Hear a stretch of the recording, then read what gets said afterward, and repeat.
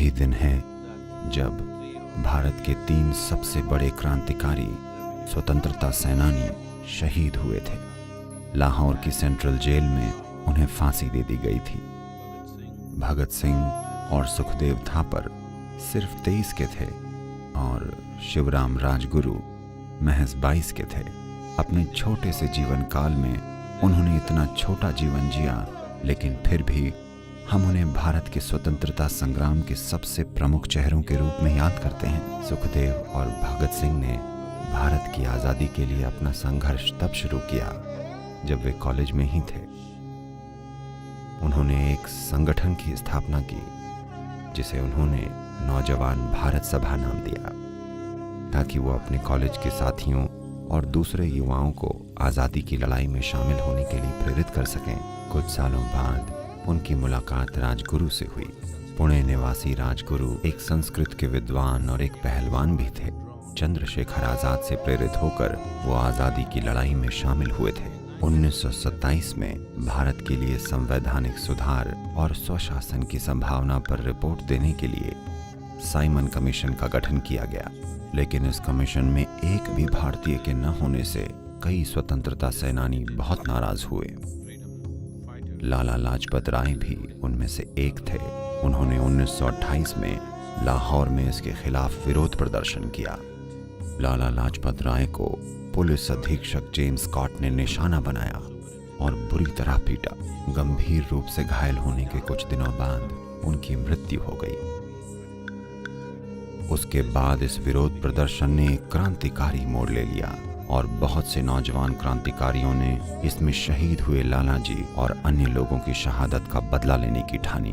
तो उन्होंने James Scott की हत्या करने की योजना बनाई, जिसने लाला जी को पीट पीट कर मृत्यु तक पहुंचा दिया था। भगत सिंह, चंद्रशेखर आजाद, सुखदेव और राजगुरु सहायक अधीक्षक जॉन सॉन्डर्स को मारने में सफल भी रहे, जिसने पुलिस के एक बड़े तलाशी अभियान की शुरुआत कर दी, लेकिन वो भागने में सफल रहे।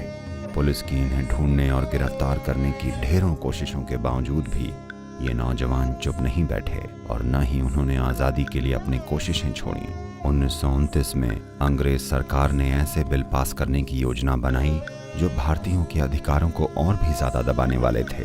तब उन्होंने दिल्ली में केंद्रीय विधानसभा में बम फोड़ने की योजना बनाई। इस धुएं वाले बम को फेंकने का इरादा किसी को मारना नहीं था। ये इसलिए था ताकि उनकी आवाज सुनी जाए और वो अपने साथी भारतीयों को जगा पाएं और प्रेरित कर सकें।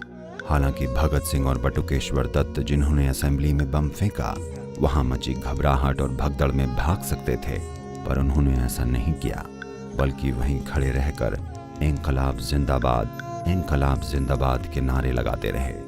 तो ये जानते हुए भी कि उन्हें फांसी पर चढ़ा दिया जाएगा, वो वहां गए।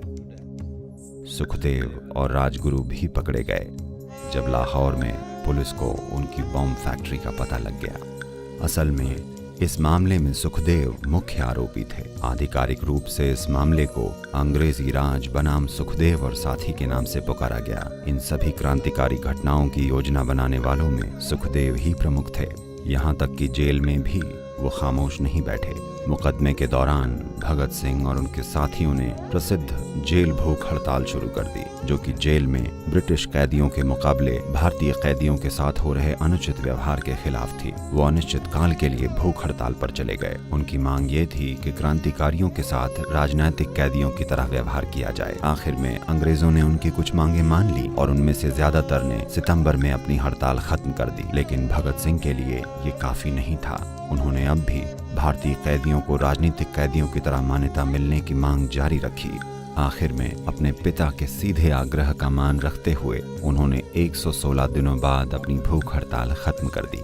23 मार्च 1931 को ये बहादुर लोग अपने चेहरे पर एक मुस्कान के साथ फांसी पर चढ़ गए। उन्होंने अपने चेहरे पर काला कपड़ा ढकने से इनकार कर दिया। अपने ही हाथों से अपने गले में फांसी का फंदा डाला। महात्मा गांधी ने भगत सिंह, सुखदेव और राजगुरु की फांसी की सजा कम करवाने की कोशिश की। फांसी के ठीक पहले सुखदेव ने गांधी जी को एक पत्र लिखा। उन्होंने कहा, हमारे फांसी पर चढ़ने से भारत को ज्यादा फायदा होगा, बजाय हमारी सजा के कम होने से। ऐसी थी इन युवाओं की भक्ति कि उन्होंने खुशी खुशी अपनी मातृभूमि को बचाने के लिए अपनी जान न्यौछावर कर दी।